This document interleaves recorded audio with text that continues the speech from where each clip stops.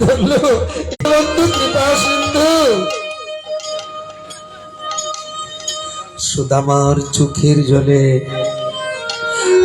শ্রীকৃষ্ণের অঙ্গ ভিজিয়ে দিল।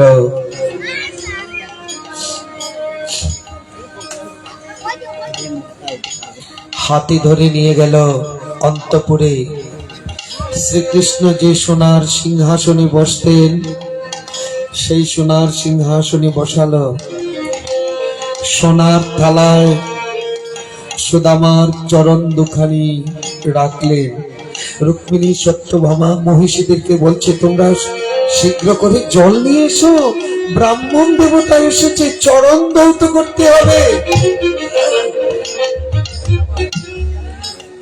সুদামা বসেছে সিংহাসনে,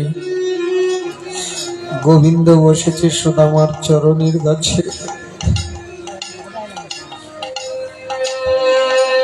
সুদামার পায়ের দিকে তাকাচ্ছে। ভগবান দেখছে সুদামা আস্তে আস্তে যে কত জায়গায় হোঁচট খেয়েছে, কত জায়গায় যে চরণ ক্ষত বিক্ষত হয়ে গেছে, কত কাটা ফুটে আছে। সুদামার চরণের অবস্থা দেখে ভগবানের নয়ন থেকে টকটক করে জল পড়ছে, সুদামার চরণ ভিজিয়ে দিচ্ছে। কোথায় জল দিয়ে ধৌত করবে? ভগবানের নয়নের জলই সুদামার চরণ ভিজিয়ে দিচ্ছে। ভগবান ভাবছে, সুদামা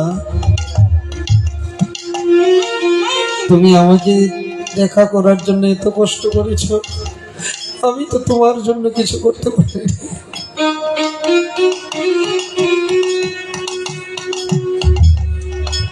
সুদামার চরণ থেকে একটা একটা করে নিজের হাতে কাঁটাগুলো খুললেন,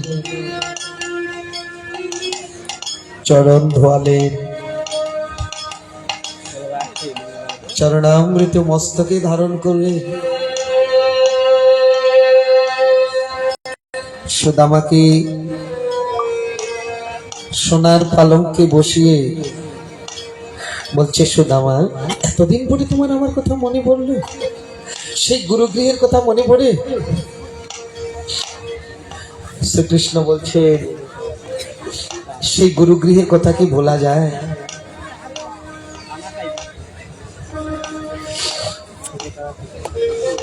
শ্রীকৃষ্ণ বলছে, আচ্ছা সুদামা এতদিন পরে এসেছো, মনে হয় বিয়ে করেছো, আচ্ছা তোমার স্ত্রী আমার জন্য কিছু দিয়ে দেয়নি?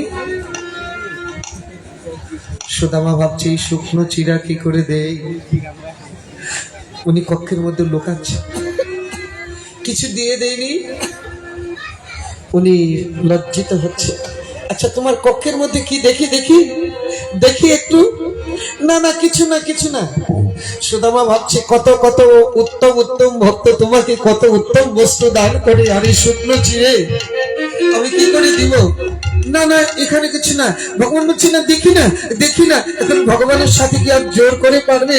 সুদামার হাত ধরে জোর করে আর ওই কক্ষের থেকে যখন পুটলি খুললেন, পুটলাটা খুলে দেখে ওই বস্ত্র যে কত জায়গায় ছেঁড়া।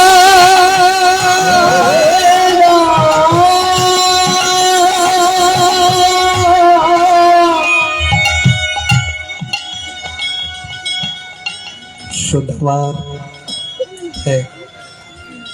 এই চিড়েগুলো দেখে শ্রীকৃষ্ণ ভাবছে যে সুদামার কি দুরাবস্থা, কি দারিদ্রতা।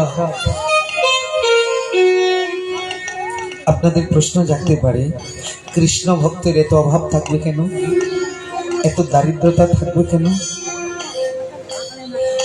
বলছি, কৃষ্ণ ভক্তের যদি দারিদ্রতা হয় এটা ভগবানের কৃপা। যদি ভক্ত হয় না তার দারিদ্র, এটা পূর্বজন্মের অপরাধ। আর যদি ভক্ত হয় তার দারিদ্রতা হয়েছে ভগবানের কৃপা। তো ভক্ত দারিদ্রতা ভুগছে, এটা ভগবানের কৃপা। বলে হ্যাঁ কৃপা। কেমন কৃপা? বলছে ভক্তের যদি অনেক কিছু থাকে তাহলে অনেক কিছু চিন্তা করতে করতে আর আমার চিন্তা করতে পারবো না, তাই আমার ভক্তকে আমি এমন কৃপা করি। এই ভাগবতের একাদশ স্কন্ধে লেখা আছে, উদ্ধব আমি যখন ভক্তকে কৃপা করি এমন ভাবেই কৃপা করি, তার সবকিছু হরণ করে নেই, তার কিছু রাখি না। আর যখন কিছু থাকে না তখন ভক্ত আমার চিন্তা ছাড়া আর কিছু করতে পারে না, এটাই আমার কৃপা।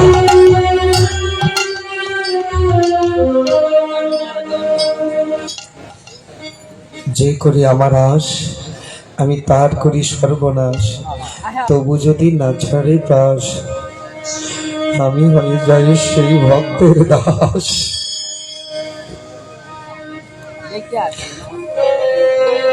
এক মুষ্টি চিরা মুখে দিলেন, সুদামা কি সুস্বাদু, কি সুস্বাদু। আরেক মুষ্টি যখন নিলেন রুক্মিণী সত্যভামা হাতে ধরলেন, প্রভু আর খেও না, আর খেও না। সুদামাকে দেওয়ার জন্য এক মুষ্টি চিরেই যথেষ্ট, যদি আর গ্রহণ করো তাহলে আমরা তোমাকে হারিয়ে ফেলব।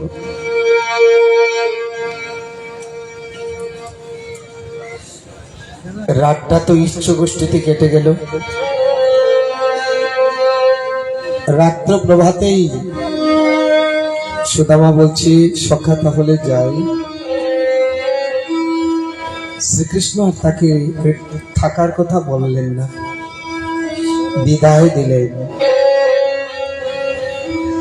সুদামা শুধু পথ চলছে আর স্মৃতিগুলো মনে করছে, এত বড় রাজা হয়ে আমাকে বুকে জড়িয়ে ধরলো, আমার চরণ ধোয়ালো, কি আদর না করলো। আহা, ভাগ্যিস আমি যদি কিছু চেয়ে বসতাম কলঙ্ক হয়ে যেত। উনিও আমাকে দেয়নি, খুব ভালোই করেছে। এই কথা চিন্তা করছে ভগবান অন্তর্যামী বলছে, ওগো সুদামা তুমি না চাইলে কি হবে আমি তো জানি। ভগবান দেবশিল্পী বিশ্বকর্মাকে পাঠালেন, সুদামার ঘর দেবরাজ ইন্দ্রের থেকে আরো মণিময় রত্ন দিয়ে তৈরি করে দাও, অট্টালিকা সাজিয়ে দাও। সুদামার রাস্তায় এদিকে বিশ্বকর্মা এসে উপস্থিত। সুশীলা দেখলেন একজন দিব্য মূর্তি, একজন দিব্য মূর্তি। কি আপনি? আমি দেবশিল্পী বিশ্বকর্মা। কি চাই? বলে আপনার আদেশ চাই, আপনার এই কুটির একটা বড় অট্টালিকাতে পরিপূর্ণ করবো। বলছে না, আমি আদেশ দিব না। কেন? বলে সবাই জানে আমরা দরিদ্র, কোনোদিন খাই কোনোদিন উপবাস যাই। আজকে যদি হঠাৎ করে অট্টালিকা হয় জগতের লোকে বলবে কি? আমি আদেশ দিতে পারি। হ্যাঁ দিতে পারি, নগরের প্রতিটা ঘর যদি অট্টালিকা করে দেয় তাহলে আমি আদেশ দিতে পারি।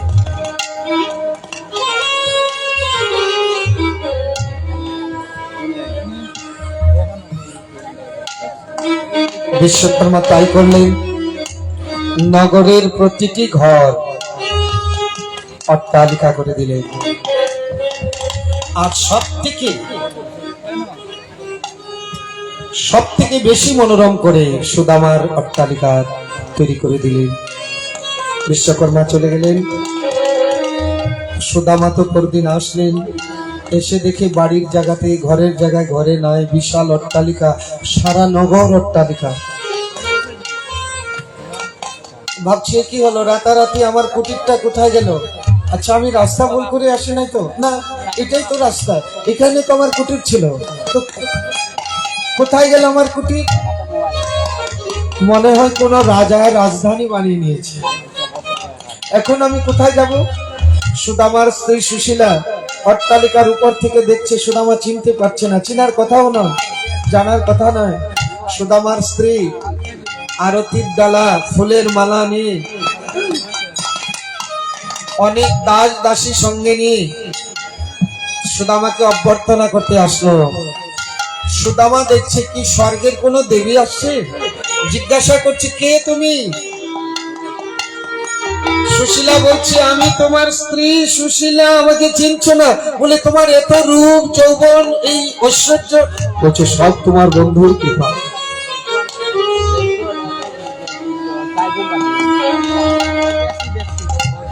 সুদামা অট্টালিকার দিকে তাকিয়ে চোখের জলে ভাসছে, সখা আমি তো তোমার কাছে এগুলো চাইনি,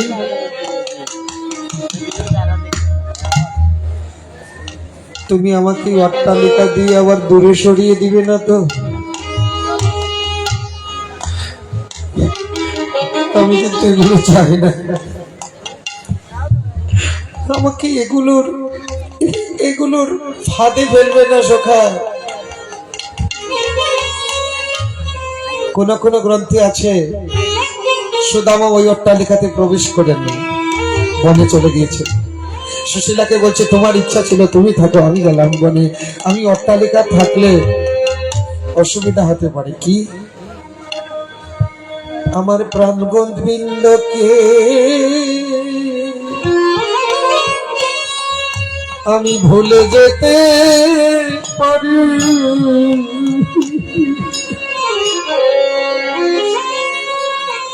আমার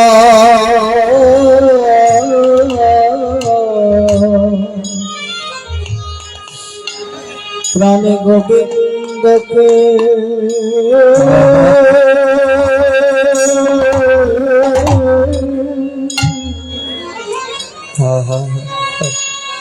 ভুলে যেতে পারি,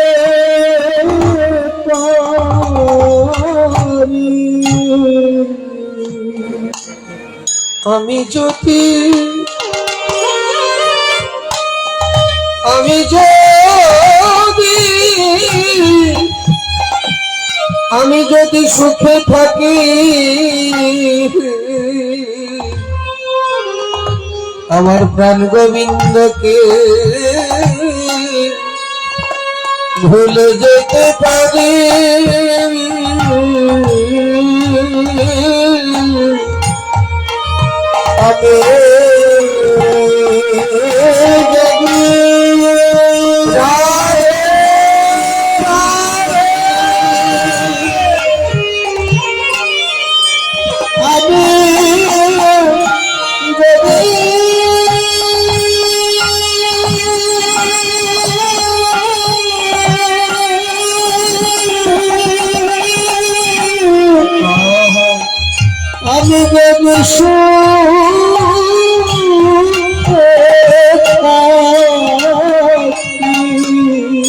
ওই সুখে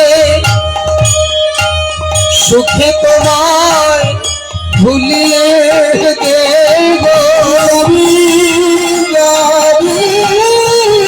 সুখে থাকে, সুখে তোমায় ভুলিয়ে দেব,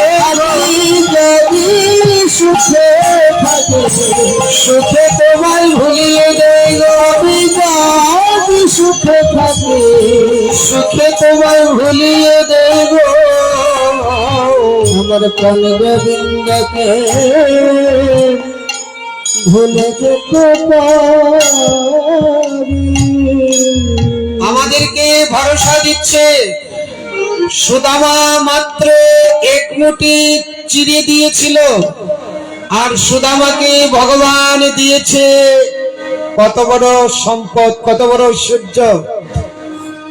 আমরা যদি ভগবানকে কিছু দেই এটা কোনোদিন ফুরায় না গো, এটা কোনোদিন ফুরায় না। যে যা ভগবানকে দেয় তার কোটি গুণে ভগবান তাকে ফিরিয়ে দেয়। ভগবান কারো কাছে ঋণী থাকতে চায় না,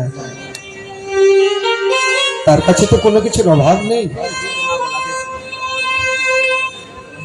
এই সুদামা বিপ্রের চরিত্র বর্ণনা করলেন আর বুঝিয়ে দিলেন আমাদেরকে যে গৃহে থেকেও সাধন ভজন করা যায়, গৃহে থেকেও সাধন ভজন করে ভগবানকে বশীভূত করা যায়। সুখদেব গোস্বামী বর্ণনা করছেন, এরপরে বসুদেব একদিন কৃষ্ণ বলরামকে বলছিল আমরা কুরুক্ষেত্রে সূর্যগ্রহণে স্নান করব, যজ্ঞ উৎসব করব। কৃষ্ণ বলরাম কুরুক্ষেত্রের যজ্ঞের আয়োজন করেছিল, সেখানে ব্রজবাসীর সাথে পিতানন্দ, মা যশোদা, গোপীদের সাথে একবার দেখা হয়েছিল। এই বসুদেবের যজ্ঞ উৎসব কুরুক্ষেত্র মিলনের কথা বর্ণনা করলেন। এরপরে সুখদেব গোস্বামী একের পরে যে বর্ণনা করতে লাগলেন,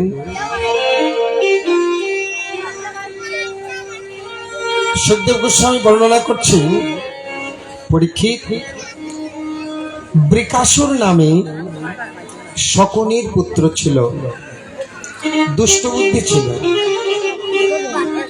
দেবর্ষি নারদকে একদিন জিজ্ঞাসা করেছে, ব্রহ্মা বিষ্ণু মহেশ্বর কাকে আগে পাওয়া যায়?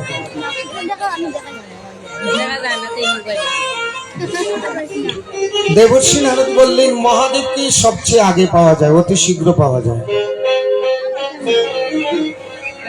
বৃকাসুর কি করেছে, একটা অগ্নিকুণ্ড জ্বালিয়ে ওম নমঃ শিবায়, ওম নমঃ শিবায়, ওম নমঃ শিবায় নিজের শরীরের মাংস কেটে আহুতি দিতে শুরু করেছে যজ্ঞে। তারপরে যখন নিজের মস্তক কেটে আহুতি দিবে, এমন সময় মহাদেব এসে বলছে, আমি সন্তুষ্ট হয়েছি, আর মস্তক কাটতে হবে না, বলো কি চাও? বর চাও। অসুর তো অনেক কিছু চাইতে পারতো, কিন্তু সে চাইছে কি, আমার হাতটা যার মাথায় ছোঁয়াবো সে যেন ভস্ম হয়ে যায়। ভোলা বাবা তো ভোলা বাবা বলে দিয়েছে তথাস্তু। এখন বৃকাসুর ভাবছে, বর্ত দিলে সত্যি কিনা মিথ্যা পরীক্ষা করি। ভোলা বাবাকে বলছে, তোমার মাথায় একটু ছোঁয়া দেখি, তোমার বরটা ঠিক আছে কিনা। দেখুন বর দিয়ে কি বিপদে পড়েছে।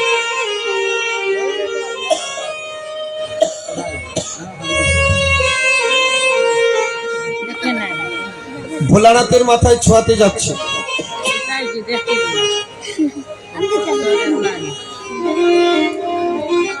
ভোলানাথের মাথায় যখন হাত ছোঁয়াতে যাচ্ছে, এখন ভোলানাথ দৌড়াচ্ছে। দেখুন নিজে বর দিয়ে এখন নিজেই বিপদে পড়েছে। দৌড়াতে দৌড়াতে দৌড়াতে দৌড়াতে যেখানে যায় বৃকাসুর সেখানেই যায়। তো ভোলানাথ দৌড়াতে দৌড়াতে একেবারে বৈকুণ্ঠে ভগবানের কাছে গেলেন, প্রভু আমাকে বাঁচাও এই দুষ্টের কাছ থেকে।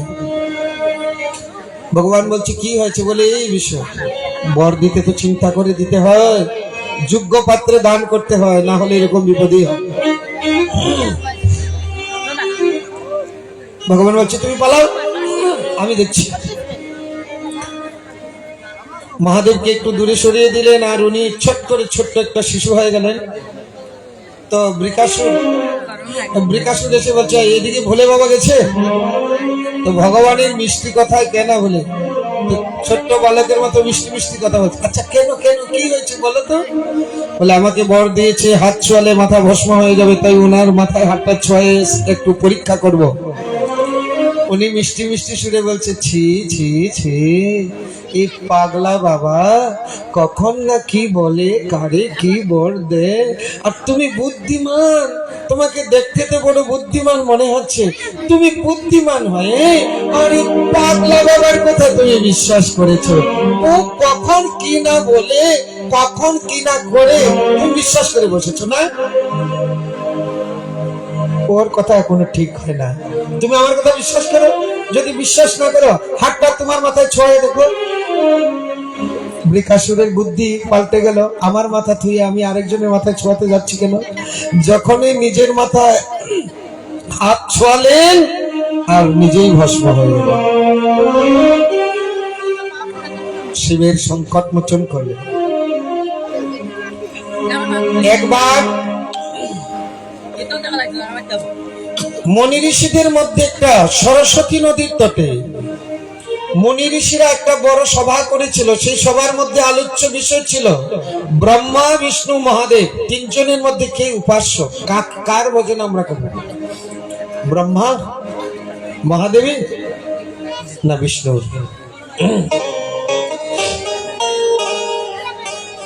দায়িত্ব দিলেন ভৃগুমণিকে যে আপনি আমাদের মধ্যে বয়োজ্যেষ্ঠ, গুণী, জ্ঞানী, শাস্ত্রজ্ঞ, আপনি বলেন যে তিনজনের মধ্যে কে আমাদের উপাস্য। এই যে মায়েরা, আমরা কার ভজনা করব? ব্রহ্মা, মহাদেব, কৃষ্ণ, নাকি লক্ষ্মী, নাকি কালী মায়ের, নাকি বিপদ নাশিনী, নাকি মনসা? অনেকে বলবেন বাবা কালীও যেই কৃষ্ণ সেই সব এক। তাদেরকে বলবো প্রধানমন্ত্রী যেই মুখ্যমন্ত্রীও সেই হতে পারে।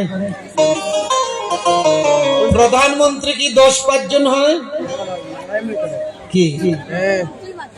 তো যারা বলে কালীও কৃষ্ণ আর কৃষ্ণ কালী সব, মনসা কালী, দুর্গা মনসা সব এক, তাহলে বোঝা যায় ভগবান অনেক।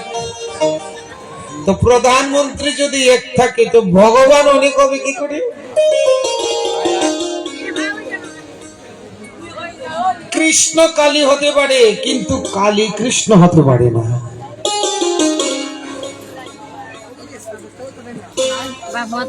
হতে পারে না। ভাগবতের সিদ্ধান্ত। অন্য দেব দেবী তো দূরের কথা, বলছেন ব্রহ্মা বিষ্ণু মহেশ্বর ভগবান শ্রীকৃষ্ণের অংশ।